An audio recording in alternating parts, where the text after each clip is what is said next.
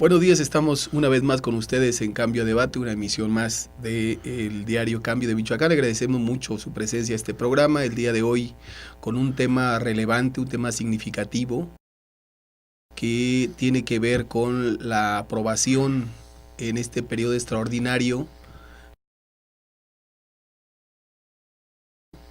de parte de las leyes secundarias o que tienen que ver con la reglamentación o con la aplicación de las modificaciones al artículo 3 constitucional en materia educativa de parte del gobierno federal y los firmantes del Pacto por México.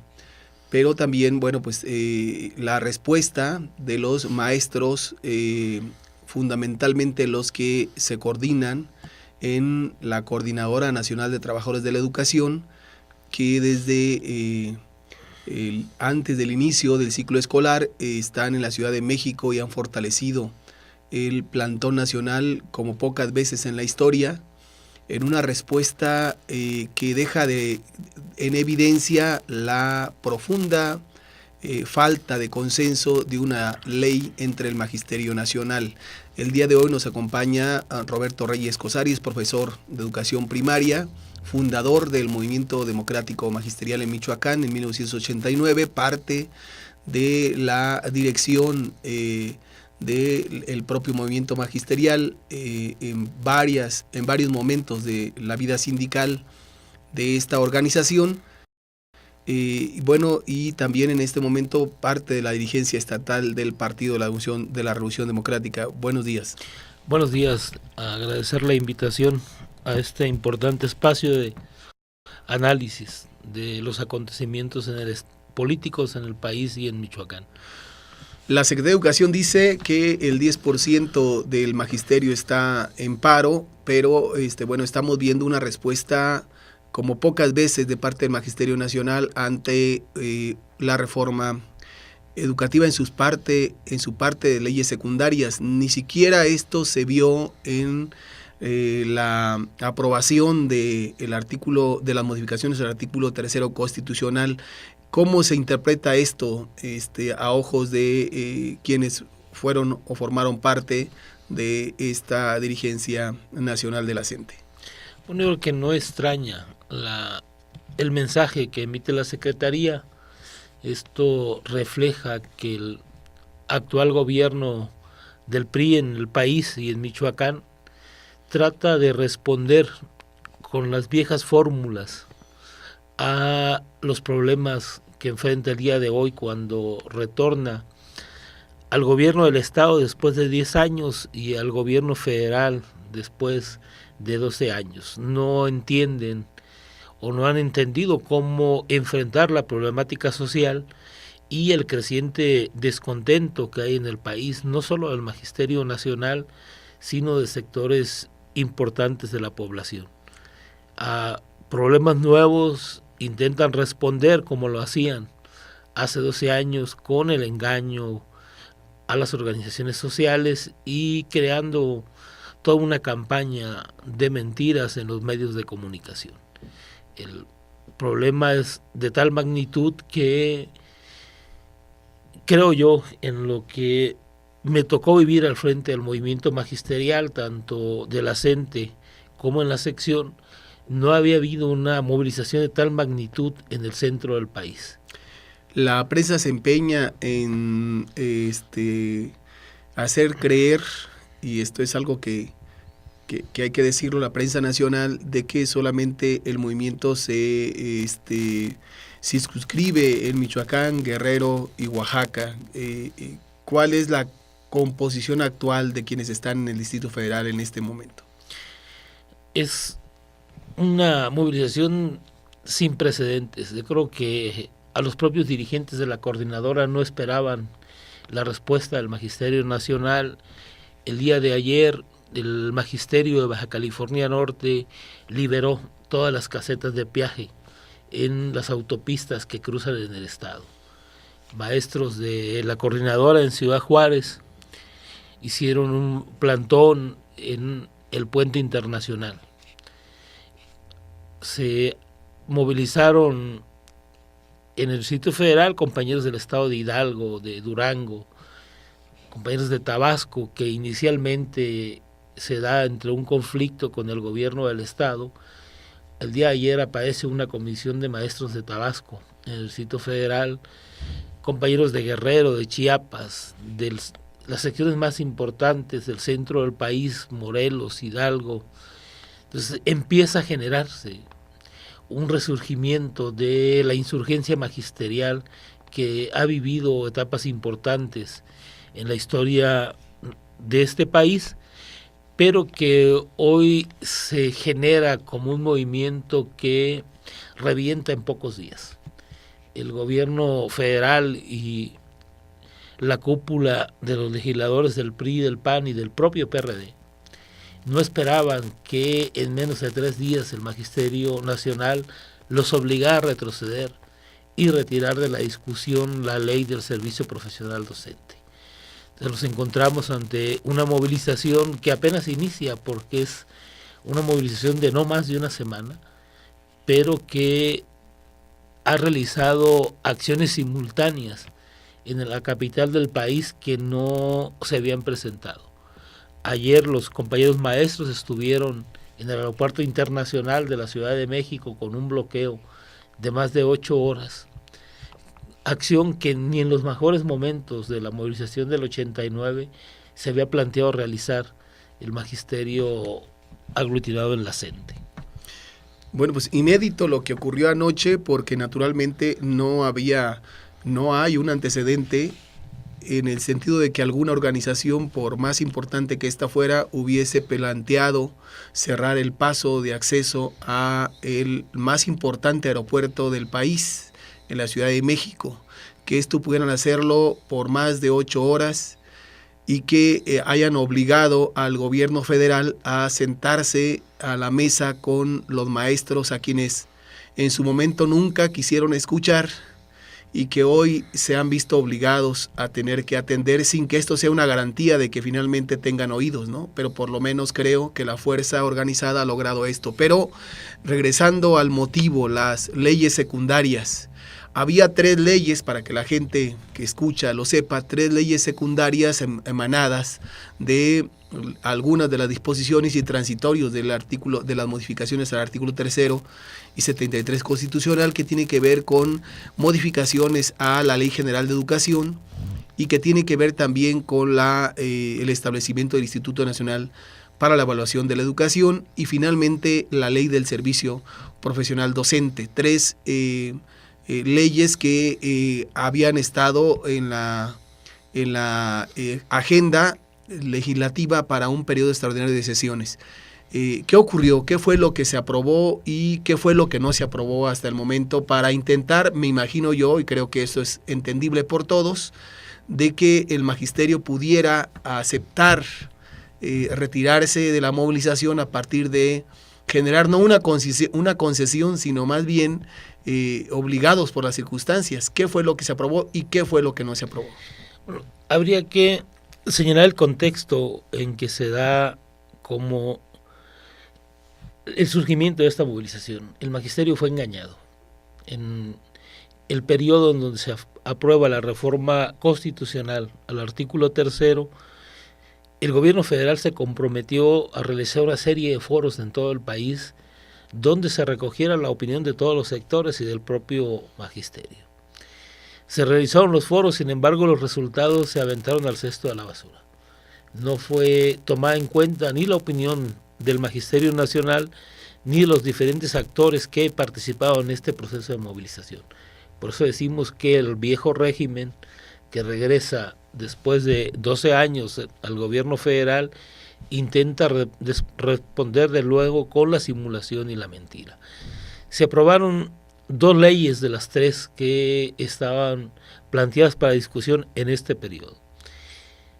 3 leyes que prácticamente regulan lo que se venía dando ya en el terreno de la práctica. El Instituto Nacional de Evaluación venía realizando toda esta serie de actividades. No con esto queremos decir que es correcto el proceso de evaluación como se plantea a través del instituto. En los foros que se realizaron a lo largo y ancho del país, el Magisterio Nacional y sectores de la sociedad plantearon que sí es necesaria una evaluación, pero una evaluación integral que permita realmente medir la problemática del sector educativo. Había que evaluar la infraestructura educativa en la que vienen laborando los docentes, los programas educativos, las condiciones socioeconómicas de los jóvenes y niños que asisten a la escuela pública mexicana, y esto no se contempló en los trabajos que va a realizar el Instituto Nacional de Evaluación.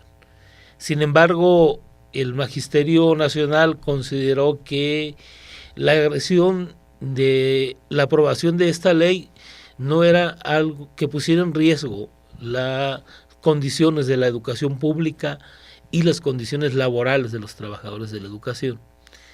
El problema se centra en este momento en la aprobación de la ley reglamentaria del servicio profesional docente, que abiertamente no representa una reforma educativa, representa una reforma laboral encubierta, simulada, que pone en riesgo la estabilidad laboral de quienes están hoy en el servicio y de quienes ingresarán en las próximas generaciones al sistema educativo nacional. Es decir, se sigue con la misma idea de seguir precarizando el trabajo, como se plasmó en la aprobación de la Ley Federal del Trabajo, con contratos a prueba, con condiciones de productividad para mantenerse en el mismo puesto de trabajo. Es decir, se está generando la polivalencia interna y también con condiciones para incluso permanecer en el trabajo, que es, creo yo, el asunto central, que efectivamente tiene que ver más con el ámbito laboral que con el ámbito evaluativo. Bueno, habría que señalar que en el sistema educativo nacional se viene violando la ley desde hace más de 18 años. Hay un precepto constitucional que establecía, antes de la reforma laboral, que a trabajo igual, salario igual. En el caso del sistema educativo tenemos más de 15 años que existen diversas caracterizaciones o diversos niveles salariales en los trabajadores de la educación, aun cuando realizan el mismo trabajo. Es decir, en una escuela que pudiera tener imaginariamente 3 grupos de primero, habría la posibilidad de que cada maestro que atiende a esos 3 grupos tuviera un salario diferenciado. ¿Tiene que ver con el puesto de trabajo o tiene que ver con el producto del trabajo? Tiene que ver con categorías que han inventado para generar una promoción salarial, tratando de desaparecer los aumentos salariales generalizados.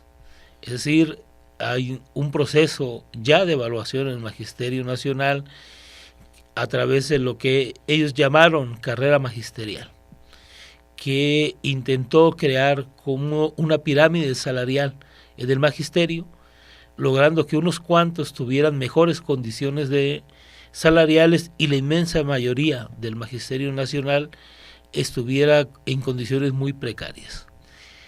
La reforma va más allá. La reforma a la ley del servicio profesional docente plantea la evaluación permanente y acaba con el derecho a la inmovilidad laboral. Esto es en el fondo la discusión y la pelea de los trabajadores de la educación de este país, el derecho constitucional a permanecer en su puesto de trabajo.